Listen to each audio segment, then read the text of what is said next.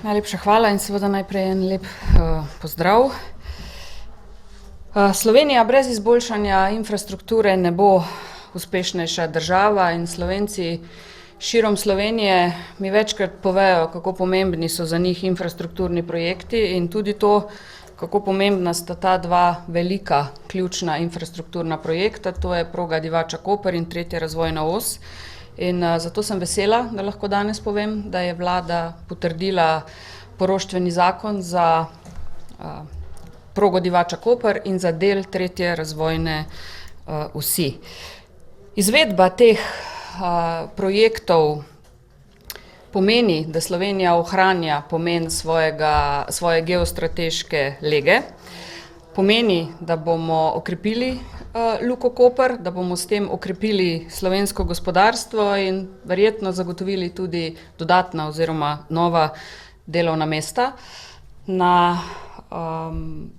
Seveda bomo z projektom Divača-Koper pomagali tudi okolju, več tovornjakov bomo dali na vlake, kar pomeni manj izpustov in manj zamaškov na naših avtocestah. Pri tretji razvojni osi pa seveda to pomeni, da bomo del Slovenije, Koroško, končno povezali z našim glavnim mestom in tako omogočili, bom rekla, celovit razvoj naše države. Mogoče nekaj podatkov. Poroštvo za drugi tir, za progo Divača-Koper, je omejeno na 417 milijonov evrov. Rok odplačila kredita je lahko od 15 do 37 let, mora pa se ta kredit dokončno odplačati leta 2063, tako kot predvideva zakon o drugem tiru, tudi koncesijo. Pogodbe na koncu seveda, ko bodo usklajene, poroštvene, bo podpisal minister za finance. Posebej pa želim še enkrat poudariti, da viri za odplačilo posojil so že zagotovljeni, se že pobirajo, to so višja cestnina, dodatna taksa na pretovor in zvišana uporabnina na naših železnicah. Tako da jaz sem prepričana, da ni prav nobene skrbi, da bi to poroštvo bilo v prihodnosti kadarkoli unovčeno. Kar se tiče, pa mogoče še podatek, podjetje 2TDK je tako ali tako od svoje ustanovitve naprej del sektorja države, tako da se zaradi tega poroštva in tudi te investicije podatki sektorja države ne bodo nič izboljšali ali poslabšali. Kar se tiče tretje razvojne osi, sem že na začetku povedala, da je v tem trenutku v predlog zakona, ki gre v Državni zbor, vključen del tretje razvojne osi, to so odseki, ki imajo potrjen investicijski program, to je na severnem delu odsek od Velenja do Slovenj Gradca in na južnem delu odsek Novo mesto vzhod do Osredka.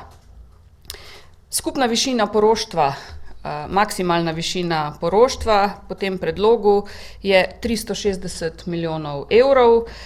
Rok odplačila do 25 let so lahko pogodbe sklenjene in maksimalni datum oziroma rok, kdaj mora biti najkasneje ta kredit odplačan, je leto 2055. Tudi tukaj zaradi koncesijske pogodbe, ki jo ima država sklenjeno z Darsom. Tudi v tem delu, se pravi za to poroštvo, sem sama prepričana, da ni niti najmanjše možnosti, da bi to poroštvo bilo kadarkoli unovčeno. Statistični urad je zelo jasno podal tudi svoje mnenje, da ta zakon oziroma novo poroštvo ni razlog, da bi Dars spremenil status, če lahko tako rečem, in pasal v sektor država, ker zdaj vemo, da je Dars izven sektorja države, se pravi, ta zakon ni razlog, da bi se to naredilo. Dejstvo pa je, da je Dars že nekaj časa pod drobnogledom in dejstvo je, da Eurostat, Evropski statistični urad, spreminja metodologijo, ne samo za Slovenijo, ampak za vse In seveda bomo, bom rekla, skladno s to spremembo metodologije tudi v naši državi morali skupaj z Eurostatom ponovno pogledati, kako in kaj je z temi pravnimi subjekti, ki danes ne sodijo v sektor država. Jaz osebno sem prepričana, da je prav, da je Dars izven sektorja države in tudi za to poroštvo sem, bom rekla, zelo prepričana, da nikoli ne bo unovčeno. Mogoče samo številke za zadnjih 5 let poslovanja družbe Dars. Lani je bil njegov dobiček več kot 150 milijonov evrov, leta 2018 140 milijonov evrov, leta 2016 102 milijona evra, leta 2015 60 milijonov evrov in leta 2014 70 milijonov evrov. Tako da jaz mislim, da je iz teh številk več kot jasno, da je Dars finančno stabilna družba in da res ni nikakršnih, bom rekla, problemov ali pa pomislekov, da svojih obveznosti ne bi mogel izpolnjevati.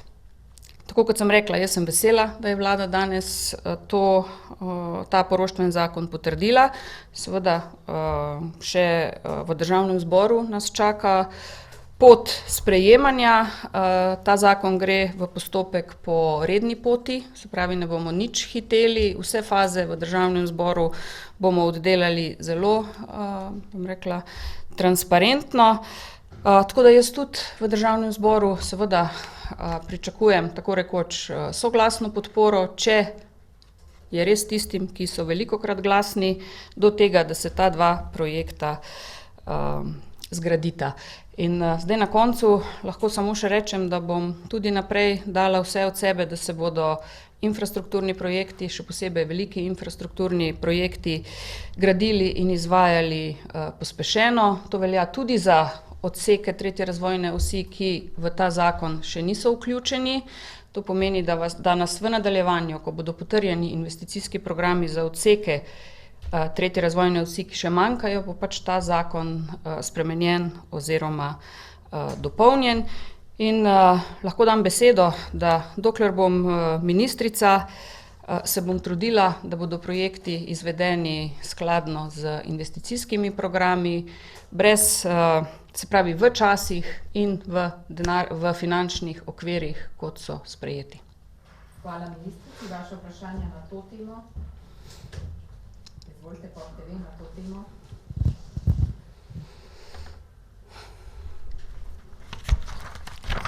Samo trenutek.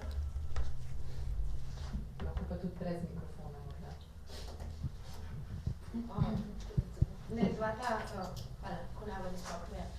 Dva infrastrukturna projekta. Lahko en komentar, kako komentirate odločitev Državne revizijske komisije, da bodo zdaj ta zid v Pesnici za drugi tir šli preveriti v praksi.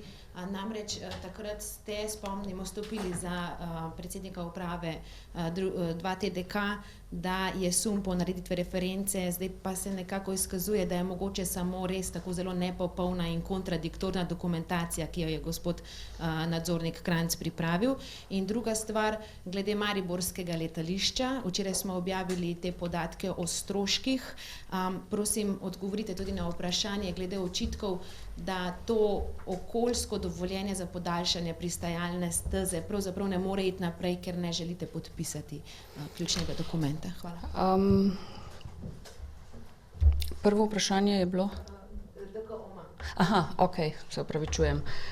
Jaz težko komentiram odločitev DKOM-a, to je organ, ki pač deluje skladno z svojimi pristojnostmi. Jaz si želim, da ta odkop, če je tako, naredijo čim prej in ugotovijo, in za to bo moral nekdo odgovarjati, ali izvajalec, ker je dal napačno, da ne rečem ponarejeno referenco, ali nadzornik, ki je podpisal, da zid ni visok nikoli oziroma v nobeni dolžini 8 metrov.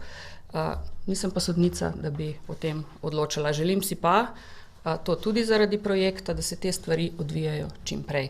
Kar se tiče pa letališča Maribor, je pa treba jasno povedati, da sem v posnetkih, ki ste jih predvajali, navajala podatke, s katerimi so mi postregli na direktoratu za letalstvo, zato tudi pričakujem, da vam bo direktor direktorata dal jasno pojasnilo, kako smo do teh podatkov v prvi fazi prišli.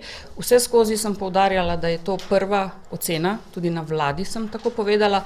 Pogodba je podpisana z drugačnimi zneski in tudi zneski, ki ste jih včeraj navajali, koliko bo v letošnjem letu plačano, niso pravilni, tako da verjamem, da bomo v nadaljevanju vse te stvari rešili in uredili.